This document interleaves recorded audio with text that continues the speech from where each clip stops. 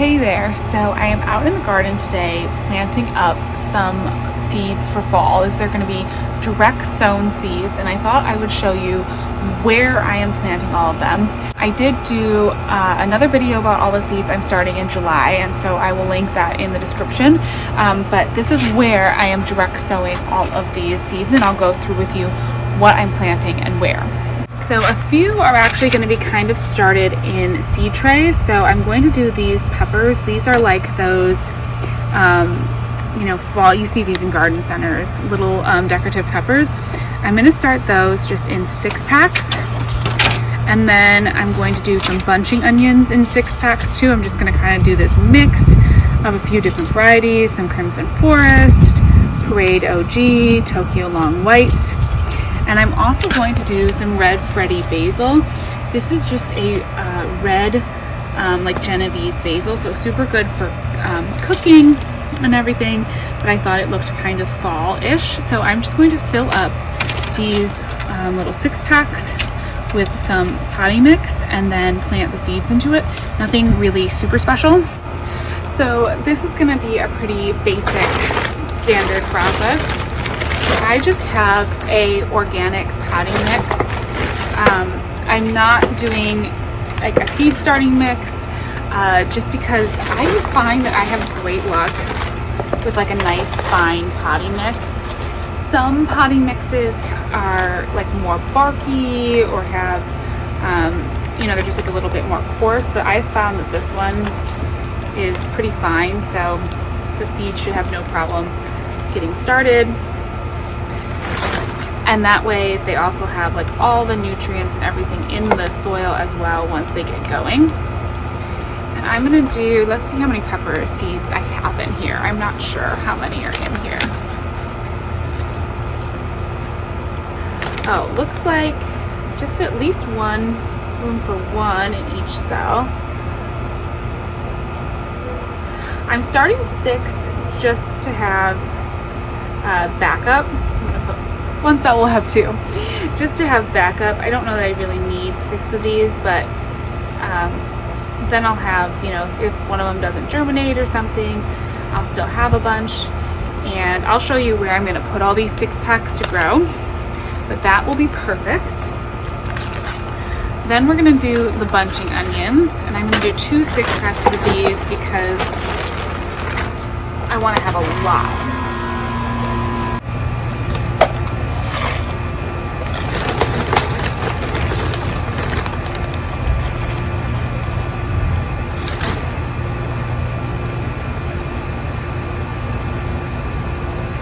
Sorry about all the noise of the air conditioners. I know everything is really loud out here.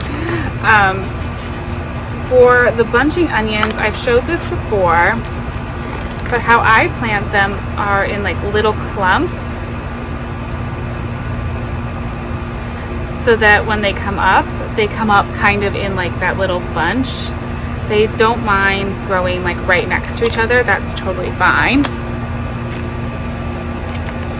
And as I said, I'm just doing a mix because some of these seeds are old. I'm not really worried about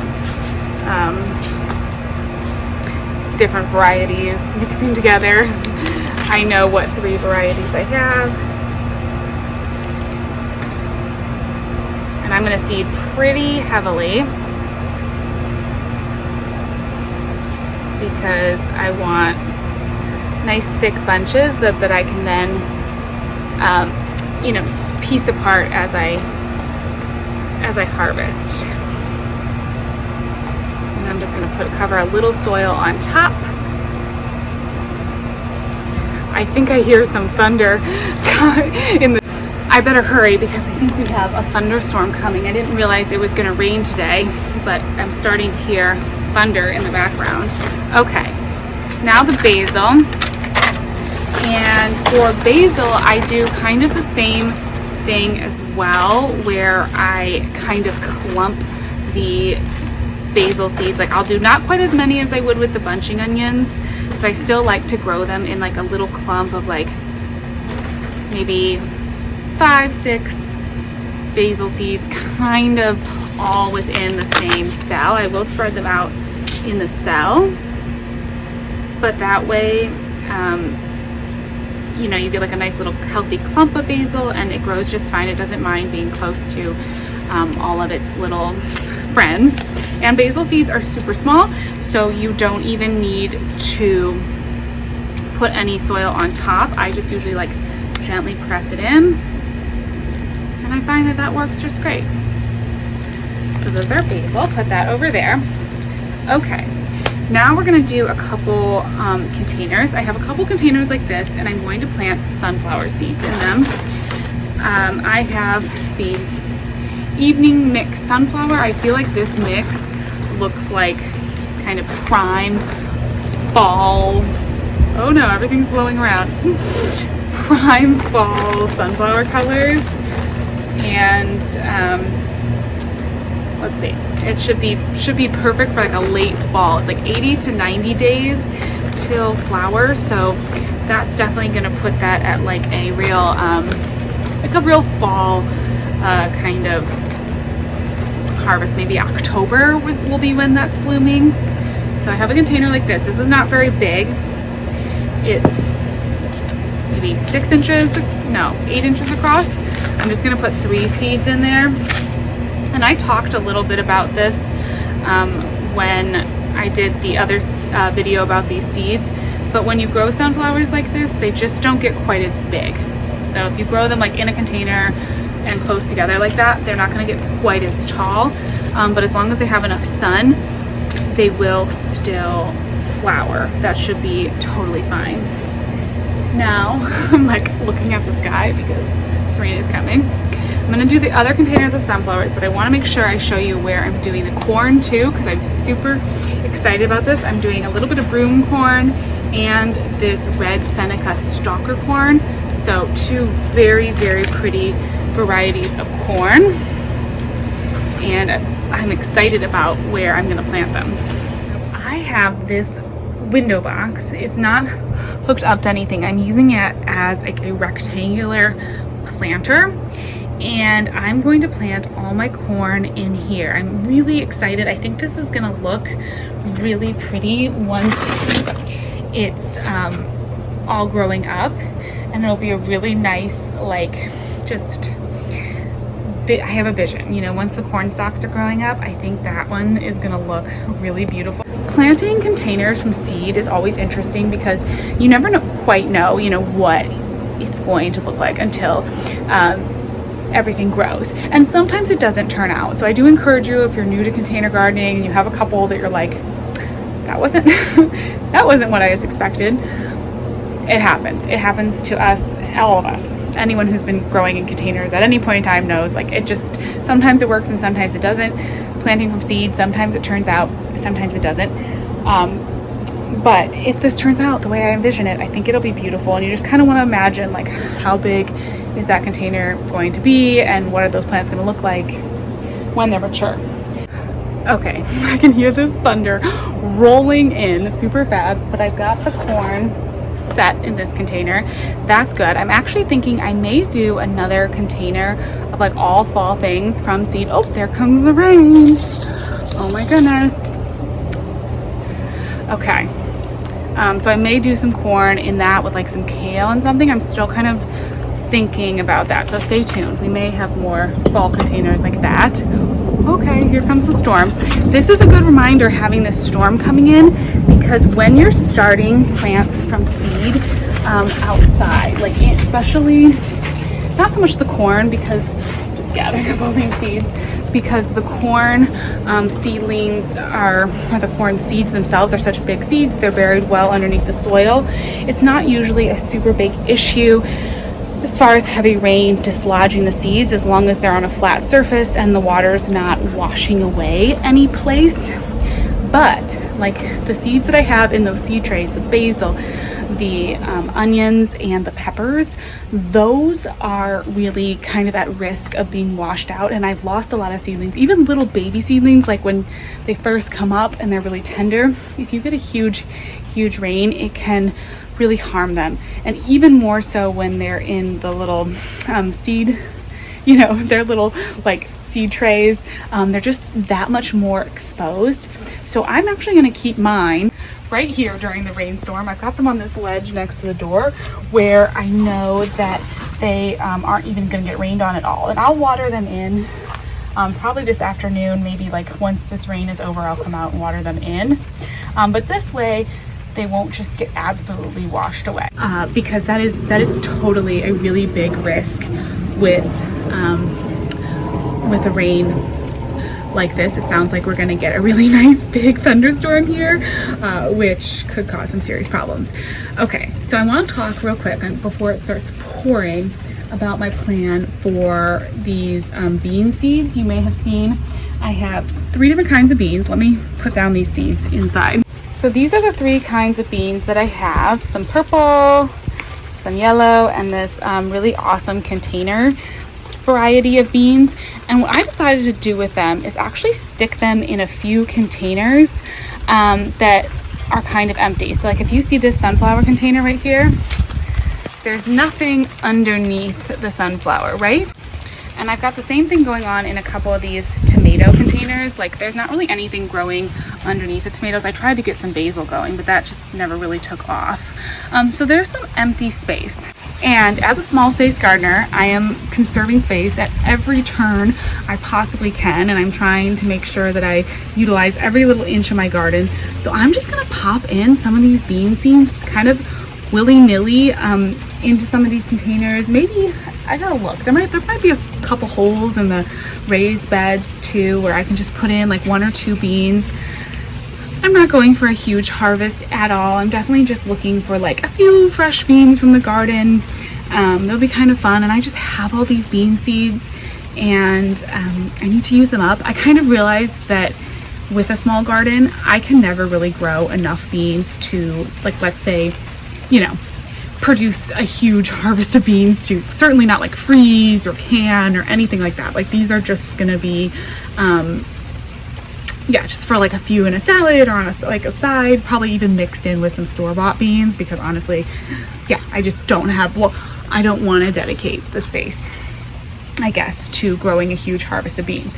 So I'm just gonna pop a few in and we'll see how they do. Now there are other roots in those containers, there's other plants growing, so the beans may have a little bit of competition, and we'll see if they get to their full size and produce. But I think it's gonna be a fun little experiment. It's raining out now. I'm trying to decide if I want to go out and plant in the rain. I think I'll come back out this evening or maybe after this rain and pop in the beans and then put all of these containers, like the corn containers and the seedling trays, into their final location where hopefully they'll be able to grow really happily over the next few months. So I'll be back once the rain's over. All right, it is the next day. We ended up getting a good amount of rain. I think we got at least an inch, so that was awesome. And now I'm gonna come out, plant these peas, and then set up the area where I'm going to grow the corn and everything. Sorry if the camera's fogging up. It's so humid out here. Oh my gosh, we had a big rainstorm yesterday, and it's looking like there might be another thunderstorm today. So I am just going to tuck a couple bean seeds around the base of this tomato plant, just every few inches. So these are bush varieties, so they're not going to get tall. They don't need to grow up, but they just do need a little bit of room. So that's where these are going to go, just a couple in each of these containers. My tomatoes are doing pretty well, but as you can see, they start to kind of fade by the end of the season. And for me, tomatoes don't really last like all the way through the fall. So hopefully as these tomatoes kind of produce their fruit and finish up, then the beans, I don't know why I keep calling them peas, the beans will take over. Okay, all planted in. I just saw a little pollinator land on my butterfly bush. That's what I'm looking at right now. Yay! I even put a couple around the base of the clematis because that space was just kind of empty. So I thought that might be kind of fun to have like some beans coming up around here. I don't know. With my garden, I always just kind of go with the flow and kind of see like what what might be interesting and try things out. But I do like when I have something like this. You know, this is a perennial that's planted in here, and I don't want to like be digging. I mean, you could definitely put annuals around it, there will be no problem with that, but sometimes I like to do something like just put in a seed when I have something in a pot like this, because I feel like it helps. You know, I feel like it just is easier, than I'm not disrupting the root system of the perennial, and that helps that to stay healthy. So that's just kind of my thought with that. So here's where I am going to put the little seedlings to let them get started. So I have, this is my greenhouse. This is the shell of my greenhouse. I've got a bunch of grow bags in here right now. And I'm going to I'll move one of these trays down to the bottom level. I'll put the corn down there, and then I'll put all my little 6-packs up here. And this is a nice little full sun spot that I'm not utilizing for anything right now. It's kind of like the unattractive part of the garden. It's not the most aesthetic place, so it's kind of a good spot to just sort of get some production going. And yeah, it's nice and sunny and bright, and it's up off the ground, so hopefully that'll help with like slugs and stuff. I'm really trying to get away from treating any of my soil or anything with like a slug repellent.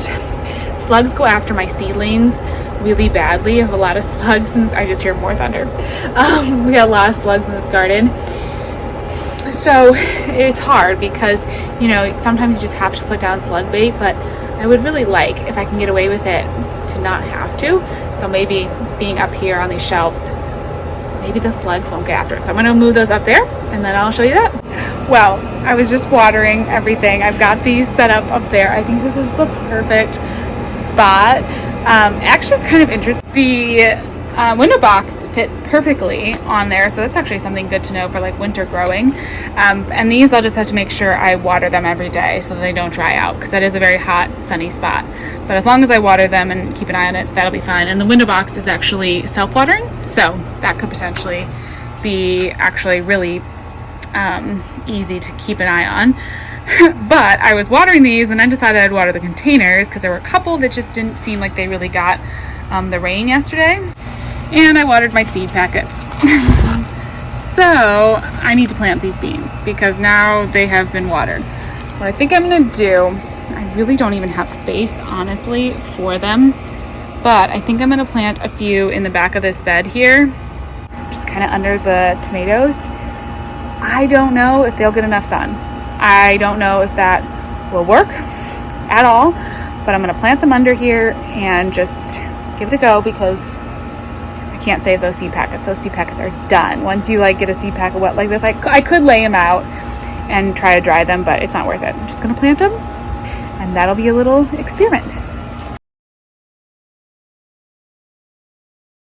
Well, I don't know how that's gonna go, because that soil is really, really dense with the roots of all those tomato plants. So I'm not super optimistic about that, but we gave it a shot and we'll see what happens. Anyways, I think that's it. I'm gonna go pop these in a couple more containers and just finish up cleaning up the garden for the day. Thank you so much for hanging out with me while I plant all of these seeds for fall and July, and I'll talk to you in the next video.